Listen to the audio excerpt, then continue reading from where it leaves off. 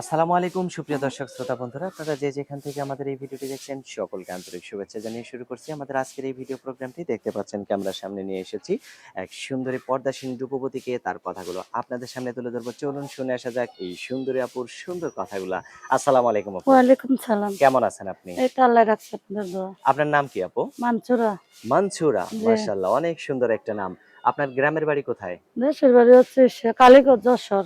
এখন কোথায় থাকেন আপনি? বর্তমানে আছি গাজীপুরে। গাজীপুরে। কার জি। সাথে থাকেন? জামাইয়ের সাথে থাকেন? না না, বিয়ে হয়েছে, একখান বাবু আছে।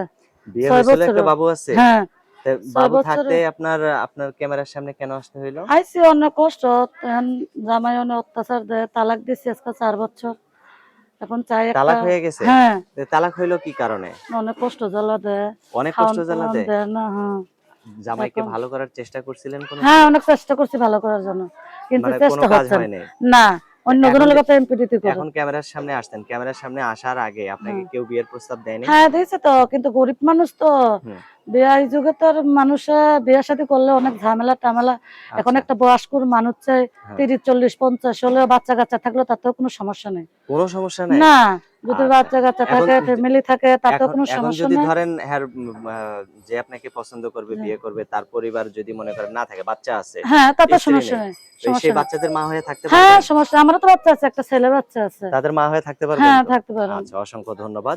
আপনার কি ক্যামেরা সেট আছে? আপনি যেহেতু না, পর্দা করে আমার আসছেন। ক্যামেরা সেট আছে। আমার ক্যামেরা সেটটা নষ্ট। এখন যে যদি ঠিক করে দিতে পারে তার সাথে আমি মুখে কথা বলতে যে ঠিক পারবো। করে দেবে আদৌ কি তার সাথে কথা বলবেন? হ্যাঁ, বলবো। যদি আ আবার না বলেন? না, না, না। অনেক কষ্টের মাঝখানে মিডিয়ার সামনে আইছি হুম, হুম। কথা বলার জন্যই তো।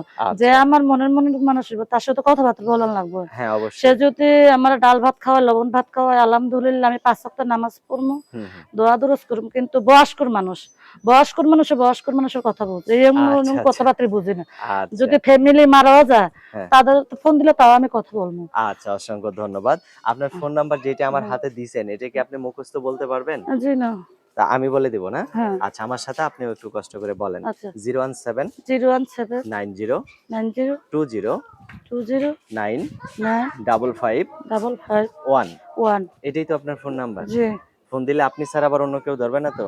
না, অন্য কেউ ধরবে না। আমার ফোন আমি ধরবো। আচ্ছা, তো ঠিক আছে, ভালো থাকবেন। আর একজন মনের মতো সেইরকম একজন মানুষকে বাইছা নিয়ে এই সিমটা বন্ধ করে দিয়ে তার সাথে পার্সোনাল ভাবে কথা বলবেন। ঠিক আছে? আচ্ছা, আচ্ছা, আচ্ছা, ভালো থাকবেন আপু। আচ্ছা।